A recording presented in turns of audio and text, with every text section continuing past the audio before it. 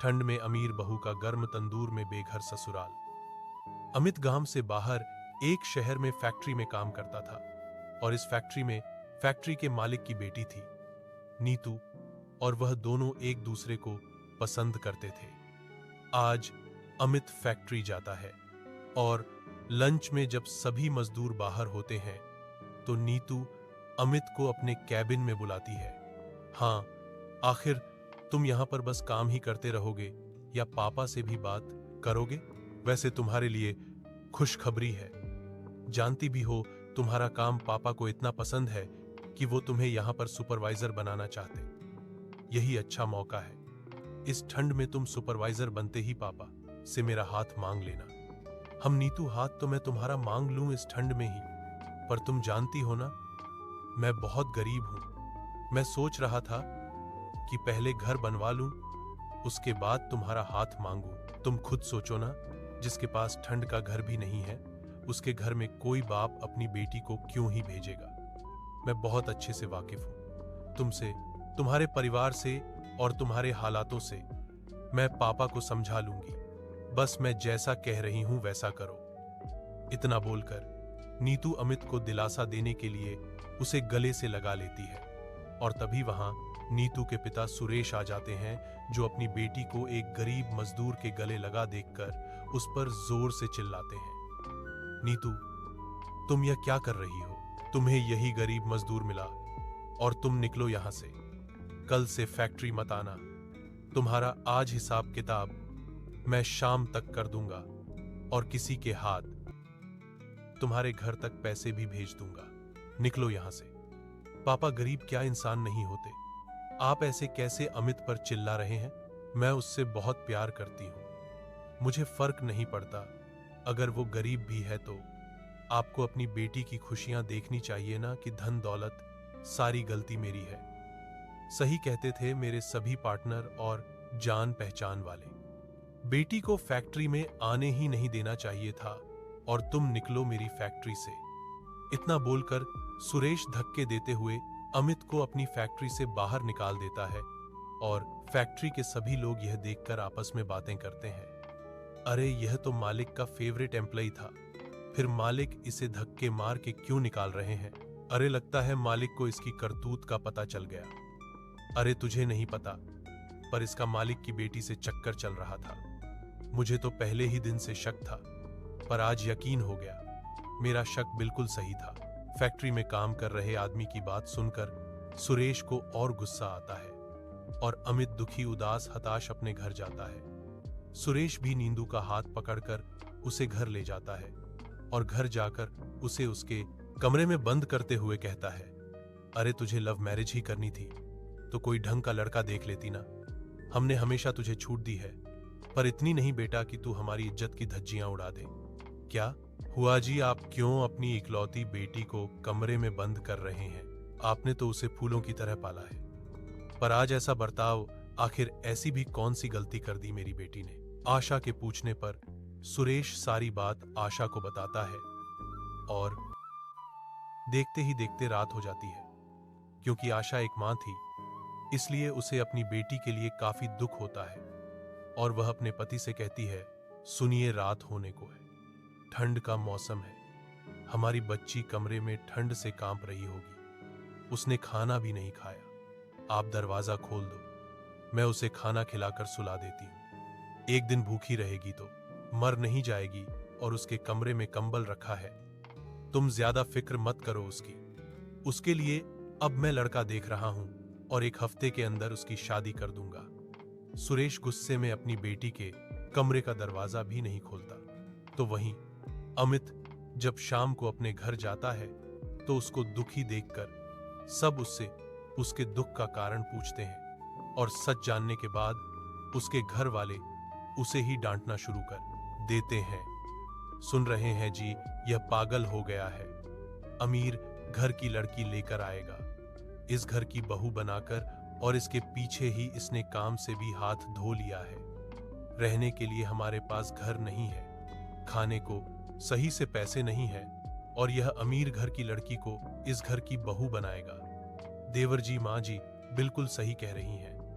आप अपने प्यार को भूल जाओ अगर इस घर में अमीर घर की लड़की आ गई ना, तो हम सबको उसका नौकर बनना पड़ेगा। तो भी वह इस घर में एडजस्ट नहीं कर पाएगी। कहीं ऐसा ना हो उसके आते ही हम बेघर हो जाएं या हमारा घर टूट जाए। अरे बस करो तुम लोग, ठंड में भी चैन नहीं है। मेरे बेटे ने प्यार ही तो किया है। अगर भगवान ने इनकी जोड़ी बनाई होगी तो किसी भी हाल में ये दोनों एक ही हो जाएंगे। इसलिए अब ज्यादा मत सोचो। और बेटा, नौकरी गई है, किस्मत नहीं। तू कोई दूसरी नौकरी देखना, तू बहुत मेहनती है, तुझे कहीं और अच्छा काम मिल जाएगा। तू हार मत मानना। विनोद अपने बेटे का पूरा साथ देता है। कुछ देर में पूरा परिवार एक साथ खाना खाकर सोने की तैयारी में लग जाते हैं। और जब कमरे में अमित अपने भतीजे राजू के साथ सोने की कोशिश कर रहा होता है, तभी नीतू का फोन आता है।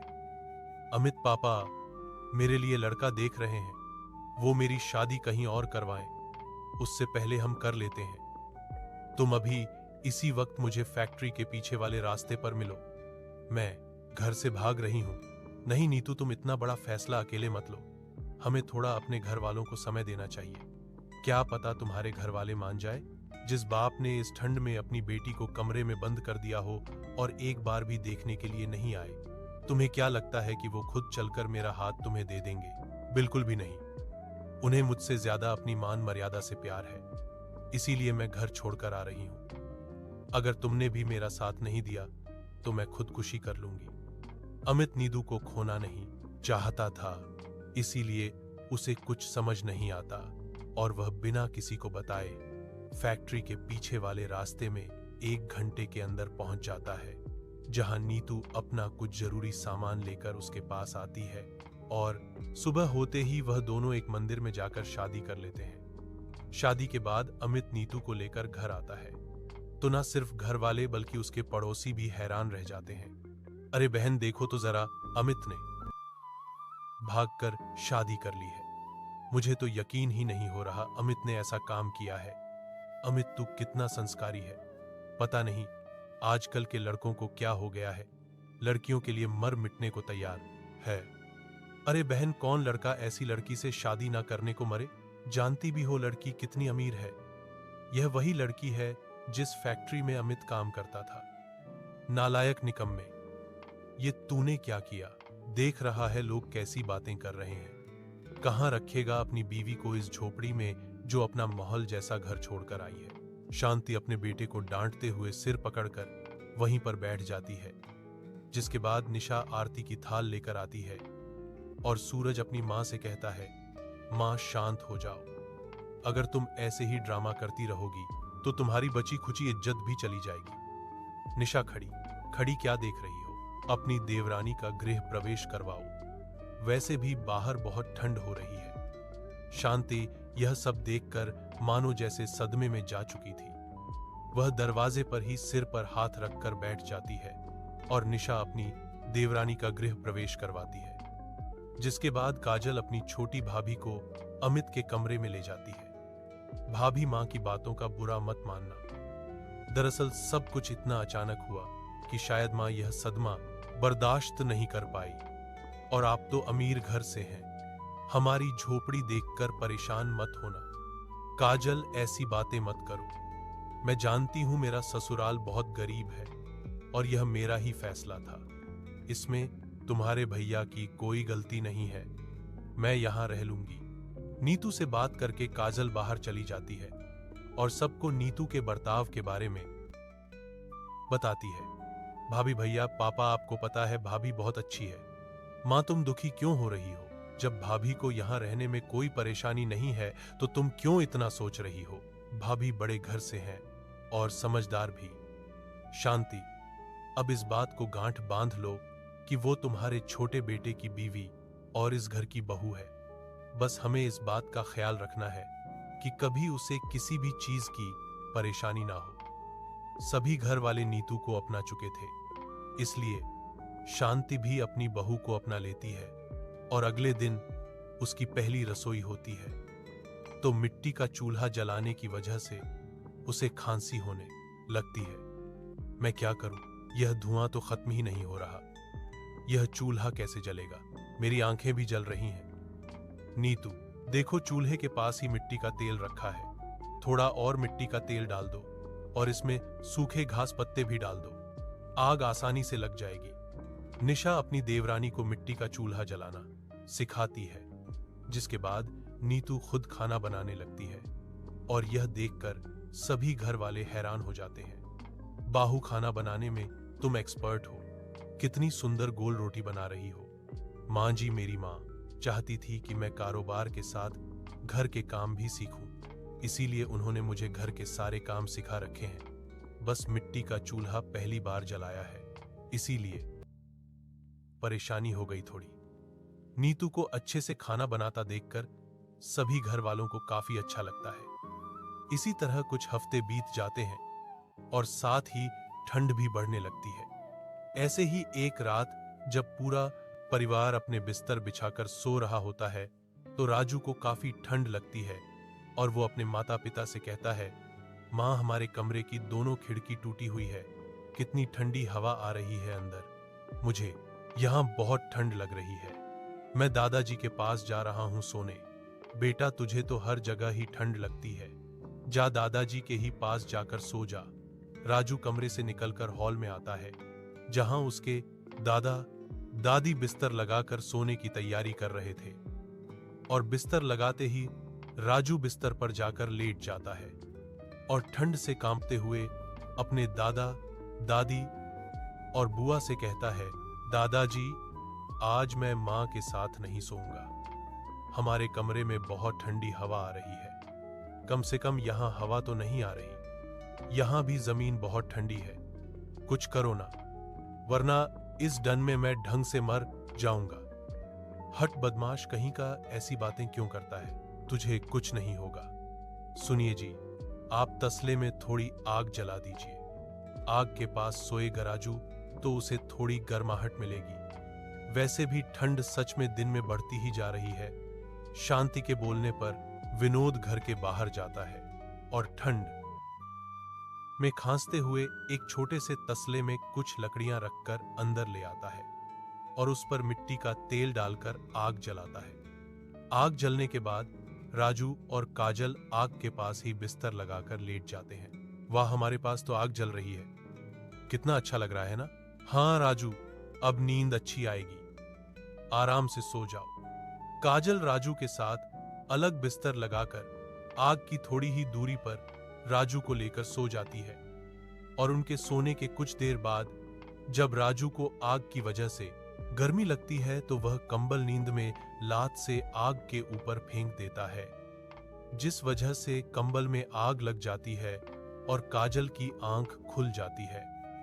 काजल कंबल में लगा आग देखकर डर जाती है और राजू को बचाने के लिए जलता कंबल उठाकर राजू से दूर फेंक देती है, जो कि जलती कंबल मिट्टी तेल पर जाकर गिर जाती है और मिट्टी के तेल में आग लगने की वजह से उनकी झोपड़ी में भी आग पकड़ लेती है और काजल चीखते चिल्लाते सबको उठाती है। माँ, पापा, जल्दी उठो, देखो घर में आग लग गई है। अरे यह आग कैसे लग गई? अरे काजल, तू अपनी माँ और राजू के साथ बाहर निकल, मैं तेरे दोनों भाइयों को उठाता हूँ। काजल अपनी माँ और राजू के साथ घर के बाहर जाती है तो वहीं विनोद अपने दोनों बेटों के कमरे का दरवाजा पीटता है और उन्हें उठाता है। अरे बेटा, जल्दी उठो, अरे घर में आग लग गई। कुछ देर में पूरा परिवार घर के बाहर निकल जाता है और मदद के लिए अपने पड़ोसियों के घर के दरवाजे पीटने लगते हैं। भैया भैया, दरवाजा खोलो, हमारे घर में आग लग गई है। अरे कोई हमारे घर की आग बुझा दो। अरे क्या तुम्हारे घर में आग लग गई? रुको, मैं अभी अपने परिवार वालों को उठाता हूं और गांव के बाकी लोगों को भी, हम सब तुम्हारे साथ हैं, डरो मत। निखिल अपने घर से कंबल लेकर बाहर आता है और गांव के सभी लोगों को उठाता है। कुछ देर में गांव के सभी लोग अपने घर से बाहर आते हैं और विनोद के जलते घर को देखकर कोई कुएं से तो कोई नलके से बाल्टी भरकर उसके घर पर पानी डालना शुरू कर देते हैं। तो वहीं बच्चे भी हाथों में रेत भर भर कर घर के ऊपर डालते हैं। पर जब तक आग काबू में आती है, विनोद का आधे से ज्यादा घर जल चुका होता है, जो देखकर पूरा परिवार परेशान वहीं बैठ जाता है। इस ठंड में हम गरीबों के साथ यह क्या हो गया। हमारे पास एक ही छोटी सी झोपड़ी थी। अब इस ठंड में हमारा पूरा परिवार कहाँ रहेगा। पता नहीं हमारे परिवार को किसकी नजर लग गई है। पहले मेरे बेटे की नौकरी चली गई और अब हमारा घर, मेरा बड़ा बेटा अब अकेले हम लोगों का ख्याल कैसे रखेगा। हम कहाँ रहेंगे सब ठंड में। शांति बहन दुखी क्यों होती हो? हम गांव वाले हैं ना। गांव वाले शांति और उसके पूरे परिवार को दिलासा देते हैं। कुछ ही देर में सुबह हो जाती है और पूरा परिवार अपने घर के बाहर ठंड में कांप रहा होता है। तो देखा, कुछ लोग अपने अपने घर में खाना बनाकर लेकर आते हैं, साथ ही कुछ कपड़े, शॉल और कंबल भी। शांति बहन, यह कंबल रख लो। सुबह से ठंड में बैठी हो। आज तो हवा भी तेज चल रही है, पता नहीं धूप निकलेगी भी कि नहीं। यह ले काजल, मेरे घर में कुछ पुराने गरम कपड़े रखे थे, मैं सारे लेकर आ गई हूं। तुम लोग मेरे घर में नहाकर कपड़े बदल लेना। बहन, मैं खाना लेकर आई हूं, भूख लगी होगी, तुम सबको खाना खा लो। और मैं तो कहती हूं कि यहीं पर मिट्टी का चूल्हा भी बना लो। राशन हम सभी गांव वाले मिलकर तुम्हें थोड़ा बहुत दे देंगे। गांव वाले शांति और उसके पूरे परिवार की काफी मदद करते हैं, जो देखकर शांति के परिवार को काफी अच्छा लगता है। तो वहीं उनके घर के बगल में एक ढाबा होता है, जो पिछले कुछ सालों से बंद होता है, और उस ढाबा के पास एक तंदूर होता है। जब पूरे परिवार को ठंड से राहत नहीं मिलती, तो नीतू उस तंदूर को जलाने के लिए उसे साफ करने लगती है, जिसे देखकर उसका एक पड़ोसी उससे कहता है, अरे नीतू भाभी, यह क्या कर रही हो? तंदूर क्यों साफ कर रही हो? तुम्हें नहीं पता इस ढाबे का मालिक कितना खास है? हर हफ्ते आता है यहाँ। अगर उन्होंने तुम्हें तंदूर को हाथ लगाते हुए भी देख लिया ना, तो पूरा गांव सिर पर उठा लेगा। बहू, रहने दो इस तंदूर को, आग तो आगे जलानी ही है, वो तो बाहर खुले में भी जल जाएगी। अब तो आग जलाने में भी डर लगता है। इसी आग की वजह से आज इस ठंड में हमारा पूरा परिवार बेघर हो गया है। शांति के कहने पर नीतू तंदूर साफ करना बंद कर देती है। देखते ही देखते रात हो जाती है और पूरा परिवार ठंड से कांप रहा होता है। कितनी ठंडी हवा चल रही है, कहीं मेरा बेटा बीमार ना पड़ जाए। आंटी, सच में बाहर बहुत हवा चल रही है, आप लोग मेरे आंगन में सो जाओ। आहा नहीं बेटा, हमारा परिवार बहुत बड़ा है और तुम्हारा आंगन भी खुला है, वहां भी हमें ठंड ही लगेगी, इसीलिए हमें हमारे जले हुए घर के पास ही सोने दो। विनोद करिश्मा को मना कर देता है और करिश्मा उदास होकर अपने घर में चली जाती है। वहीं जब पूरा परिवार जमीन पर बिस्तर लगाकर सो रहा होता है, तो उन्हें काफी ज्यादा ठंड लग रही होती है और वहां तेज हवा चलती है। पापा, मुझे बहुत ठंड लग रही है, मैं यह ठंड बर्दाश्त नहीं कर पाऊंगा, कुछ करो। हमारे पास रहने के लिए ना तो कोई जगह है और ना ही सोने के लिए कोई बिस्तर। मां जी, राजू तो बच्चा है और वो तंदूर बहुत बड़ा है, आज सुबह मैंने साफ भी किया था। राजू, तुम एक काम करो, तंदूर के अंदर सो जाओ, तुम्हें वहां हवा नहीं लगेगी। भाभी भाभी, राजू अकेले तंदूर में नहीं सो पाएगा। तंदूर में 2 जने तो आ सकते हैं, लेकिन आप और राजू तंदूर के अंदर सो जाओ, हम लोग यहीं पर बैठकर सारी रात गुजार लेंगे। राजू को ठंड से बचाने के लिए निशा राजू के साथ तंदूर के अंदर चली जाती है। तंदूर के अंदर जगह कम होती है, इसलिए दोनों मां बेटे बिस्तर लगाकर एक साथ सिमट कर सो जाते हैं। वहीं पूरा परिवार आग जलाकर चादर ओढ़कर बैठे हुए सारी रात गुजारता है। जब सुबह होती है तो राजू और निशा तंदूर से बाहर निकलते हैं। दादी, आपको पता है तंदूर अंदर से बहुत गर्म है, मुझे तो तंदूर के अंदर से होकर बहुत मजा आया। माँ जी, तंदूर तो हमारे घर से भी ज्यादा गर्म था, अगर हीटर या कोई गर्म चीज होती तो सच बता रही हूं, ठंड को भी एंजॉय किया जाता। अंदर इतना अच्छा लग रहा था। अगर तंदूर में इतनी राहत मिली है तो क्यों ना हम तंदूर का ही घर बना लें। दोबारा से घर बनाने में बहुत पैसे लगेंगे और हमारे पास इतने पैसे नहीं है, पर तंदूर बनाने के लिए हमें किसी बड़ी लागत की जरूरत नहीं है। बस चाहिए तो ज्यादा मात्रा में मिट्टी और कुछ खराब 3 लकड़ी या कोई भी खराब सामान, और हम अपना तंदूर इस तंदूर से बड़ा बनाएंगे ताकि एक साथ 3 से 4 लोग तंदूर के अंदर सो सके। वैसे नीतू का आइडिया बुरा नहीं है, मानना पड़ेगा।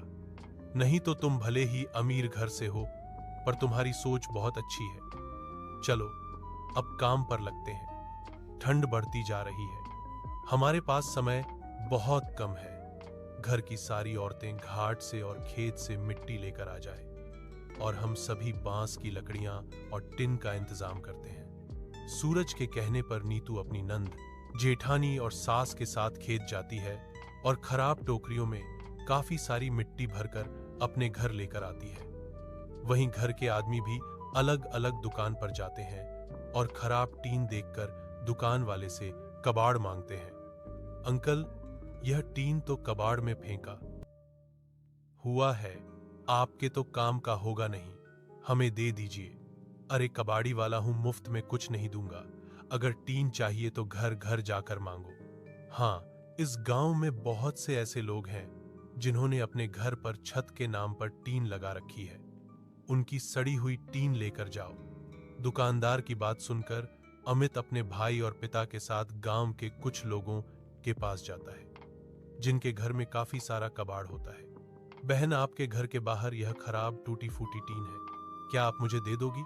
हाँ हाँ भैया, ले जाओ। वैसे भी मेरे किसी काम का नहीं है, मैं तो इसे फेंकने ही वाली थी। धन्यवाद बहन, अपना खराब टीन हमें देने के लिए, इससे हमारी बहुत मदद होगी। बिना देरी किए सूरज, अमित और विनोद वह खराब टीन लेकर घर आ जाते हैं, जिसके बाद वह लोग थोड़ा सा गड्ढा करते हैं और टिन को उसके अंदर आधा सर्किल में मोड़कर सेट कर देते हैं। घर की औरतें मिट्टी को गीला करके टिन पर अच्छे से लिपाई करती हैं और अंदर जाने के लिए थोड़ी सी जगह बनाती हैं। साथ ही जब आधा बना तंदूर पूरी तरह से सूख जाता है तो तंदूर के ऊपर वाले हिस्से को सिलनी से ढक देती हैं और उस पर जाली लगाकर कुछ कोयले रख देती हैं। इसी तरह एक हफ्ते के अंदर पूरा परिवार 3 से 4 तंदूर घर बनाकर तैयार कर लेता है। हमारा संघर्ष खत्म हुआ, अब हमें दूसरों के घर में सोना नहीं होगा और मैंने तंदूर को गर्म रखने का भी इंतजाम कर लिया है।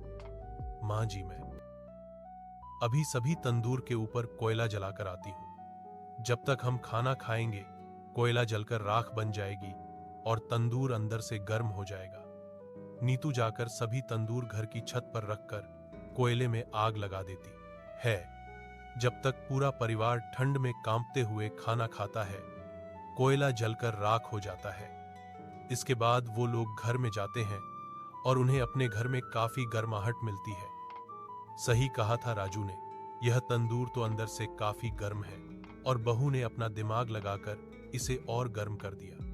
अब सारी रात यह गर्म तंदूर रहेगा और हमें अच्छी नींद आएगी। बहू कितनी समझदार है, पर मुझे आज भी बहू के लिए दुख होता है। काश इसके माता पिता इसे अपना लेते, जहां शांति और विनोद अपने तंदूर घर में सोते हुए बातें कर रहे होते हैं, वहीं निशा और सूरज भी आपस में बात कर रहे होते हैं। अपना घर अपना ही होता है। कितनी शांति मिल रही है इस तंदूर घर में। बस देवर जी को जल्दी से कोई अच्छा काम मिल जाता तो हम लोग सबसे पहले अपना घर ठीक कर लेते। सही कह रही हो तुम, 2 दिन खेद नहीं गया हूं। मालिक भी नाराज हो रहे थे, पर मुझे तो नीतू के लिए बुरा लगता है। वो इतने अमीर घर की लड़की है, पर फिर भी हमारे साथ उसने कितने सारे संघर्ष किए हैं और आज उसके ही दिमाग से इस तंदूर घर में ठंड से बचे हुए हैं। इस तरह पूरा परिवार सारी रात तंदूर में गुजारता है और सुबह होते ही वह लोग तंदूर के बाहर मिट्टी के चूल्हे पर धूप में खाना बनाते हैं और सारा दिन धूप में ही बैठकर काम करते हैं और रात होते ही अपने तंदूर घर में सोने के लिए वापस चले जाते हैं। नीतू, तुम्हें इस तंदूर में सोने में दिक्कत तो नहीं होती ना? मैं समझ सकता हूं, तुम अमीर घर की लड़की हो। पहले तुमने हमारी झोपड़ी जैसे घर में एडजस्ट किया और अब इस तंदूर घर में। काश मैं तुम्हारे लिए कुछ कर पाता। भगवान भी कौन कौन से दिन दिखा रहा है हमें। ऐसा मत बोलो, तुम्हारे साथ मैं तो नर्क में भी खुश ही रहूंगी। मैं तो सोच रही थी कि क्यों ना हम एक तंदूर रसोई भी बना लें। बाहर खुले में शाम को खाना बनाने में दीदी को बड़ी दिक्कत होती है और वह मुझे कोई काम भी नहीं करने देती है। इस तरह नीतू बिस्तर लगाकर तंदूर के अंदर ही अपने पति के साथ आराम से सो जाती है। देखते ही देखते कुछ हफ्ते और बीत जाते हैं और पूरा गांव शांति के परिवार को रात को तंदूर के अंदर सोता देखता है। तो उन सबको यह देखकर काफी हैरानी होती है और सभी गांव वाले यह देखकर आपस में बातें करते हैं। ऐसे ही एक दिन जब गांव के दो आदमी शहर की ओर जा रहे होते हैं, वह शांति के परिवार की बातें कर रहे होते हैं। वहीं दोनों आदमी चाय की टपरी पर खड़े होकर बातें करते हैं। अरे जानते हो ना, तुम वो लोग कैसे तंदूर में घर बनाकर रह रहे हैं? अरे बेचारों के साथ बहुत गलत हुआ। एक तो ऐसे ही वो लोग इतने गरीब, ऊपर से छोटे बेटे की नौकरी छोड़ गई, अब तक लगी ही नहीं है। बड़ा बेटा भी किसानी का काम करता है, कितना ही कमा लेता होगा। मुझे तो कभी कभी उस परिवार पर काफी दया आती है और कैसे वो लोग तंदूर में रह सकते हैं। भैया बुरा तो मुझे भी लगता है।